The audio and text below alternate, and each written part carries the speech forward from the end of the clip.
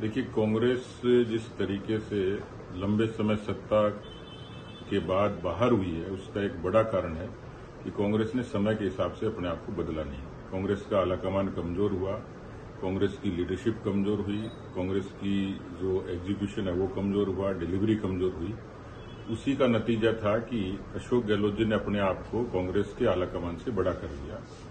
आप ये देखिए कि उनको यदि अध्यक्ष पद की ऑफर होती है, सामान्य तौर पर कोई भी परिपक्व राजनेता उस असाइनमेंट को स्वीकार कर लेता। राजस्थान में ऐसा क्या था कि जिसके कारण उन्होंने इस पराकाष्ठा तक चले गए कि 80 विधायकों ने इस्तीफे पेश कर दिए। इसका मतलब कांग्रेस में अभी भी कुछ ठीक नहीं है और गाहे बगाए जब कोई अवसर आता है, या तो बीमार हो जाते हैं, या उनको कोविड हो जाता है, या कुछ दूसरा एक इंसिडेंट खड़ा हो जाता है। लिहाजा बीमारी के लिए तो मैं कामना करूंगा कि वो जल्दी स्वस्थ हो जाएं, लेकिन कांग्रेस के राजनीतिक तौर पर मुझे लगता है कि कांग्रेस पूरे तरीके से बीमार है। और उस बीमारी का एक बड़ा जो कारण है वो अशोक गहलोत जी हैं कि कांग्रेस के आलाकमान को उन्होंने इतना दबाव में लिया हुआ है कि वो निर्णय लेने से डरता भी है और निर्णय लेने से चुकता भी है। खिचड़ी और केवल आज से नहीं कि जिस ढंग से जो हमें इनपुट था कि 2.5 साल की जो इनका एक पैकेज था वो इनका एग्जीक्यूट नहीं हुआ।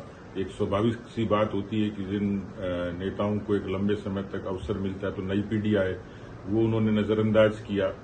और इसलिए मुझे लगता है कि कांग्रेस में सब कुछ ठीक नहीं है। हमारी चिंता बराबर ये थी कि लोगों ने कहा कि कांग्रेस के घर का अंदरूनी झगड़ा है और उसमें इस तरीके से बीजेपी के लोग बयान देते, लेकिन हमारा उस झगड़े में बयान देने का कारण सिर्फ इतना ही है कि पिछले 4.5 सालों में कांग्रेस के झगड़े के कारण गवर्नेंस पर असर हुआ। राजस्थान की कानून व्यवस्था, राजस्थान का किसान, नौजवान, दलित, वंचित, शोषित, महिला, इन सबको प्रताड़ित और पीड़ित होना पड़ा।